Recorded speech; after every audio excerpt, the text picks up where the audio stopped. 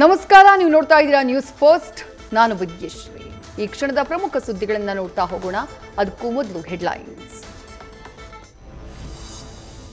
Israel Iran ನಡುವೆ ತೀವ್ರ ಸ್ವರೂಪ ಪಡಿತಾ ಇರೋ ಯುದ್ಧ, ಕಚ್ಚಾ ತೈಲ, ಚಿನ್ನದ ಬೆಲೆ ಮತ್ತಷ್ಟು ಏರಿಕೆಯಾಗೋ ಸಾಧ್ಯತೆ, ಭಾರತದ ರಫ್ತುಗಳ ಮೇಲೂ ಪರಿಣಾಮ.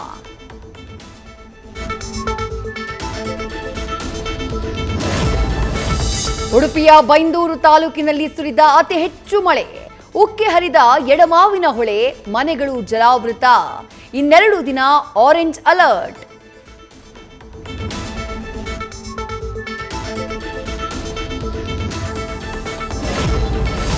ದಕ್ಷಿಣ ಕನ್ನಡ ಜಿಲ್ಲೆಯಲ್ಲಿ ನಿರಂತರ ಮಳೆಗೆ ಮೈದುಂಬಿದ ನೇತ್ರಾವತಿ. ಧರ್ಮಸ್ಥಳದ ಸ್ನಾನ ಘಟ್ಟದಲ್ಲಿ ನೀರಿನ ಹರಿವು ಹೆಚ್ಚಳ, ನದಿಗಿಳಿಯದಂತೆ ಯಾತ್ರಾರ್ಥಿಗಳಿಗೆ ಸೂಚನೆ.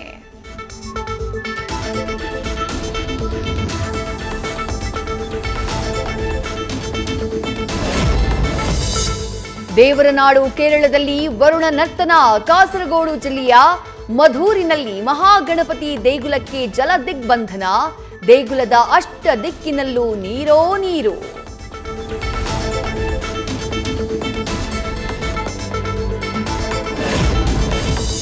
ಕನ್ನಡದಲ್ಲಿ ಉತ್ತರಿಸಿದ್ದಕ್ಕೆ ಸಸ್ಪೆಂಡ್ ಆಗಿದ್ದ ಪ್ರಾಧ್ಯಾಪಕ ಕೆಲಸಕ್ಕೆ ಹಾಜರ್.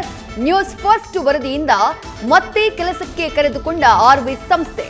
ಪಿಯು ಕಾಲೇಜಿನಲ್ಲಿ ಮತ್ತೆ ಕೆಲಸ ಆರಂಭಿಸಿದ ರೂಪೇಶ್ ಪುತ್ತೂರು.